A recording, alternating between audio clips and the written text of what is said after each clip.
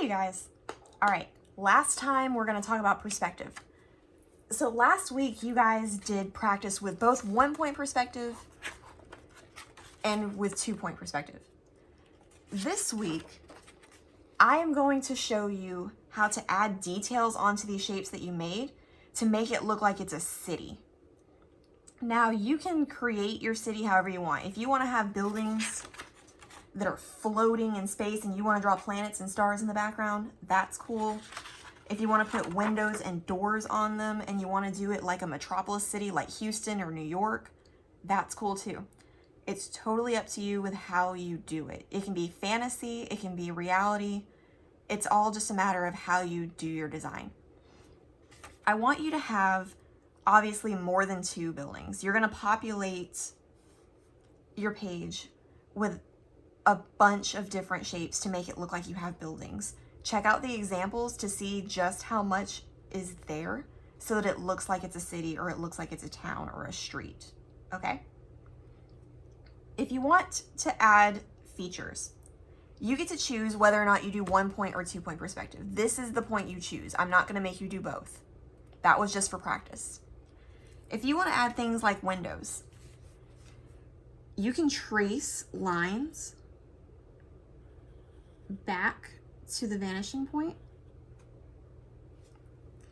and then do cross lines in between,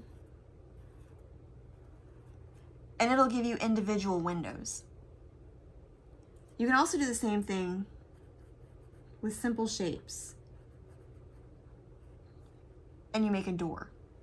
You can also go ahead and add details on the roof, like if you want to have a little helicopter landing pad, or if you want to do a rooftop garden. Things like that are fine too. Just remember, make sure you have a lot of these rather than just the 2 that I have here. Right now I have 2 because I want you to be able to see the details that I'm doing. Now, these I traced and copied the lines that are in there to make windows. If you want to make windows on something that's curved, you copy the curve. So it's a little ringy smiley face kind of thing. And then you just trace back to the vanishing point so that it goes at an angle.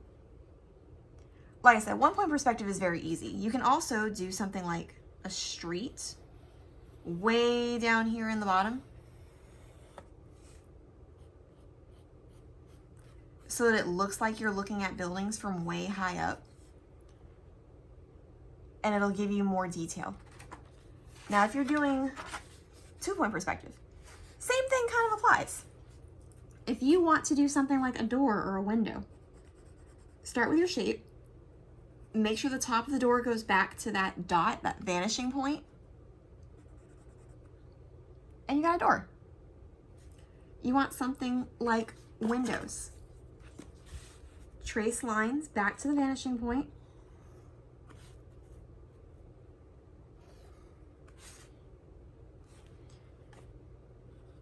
And then draw your lines up and down.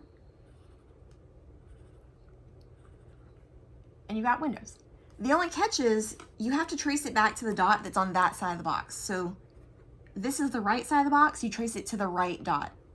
This is the left side of the box. That means you trace it to the left vanishing point so that the angle is right.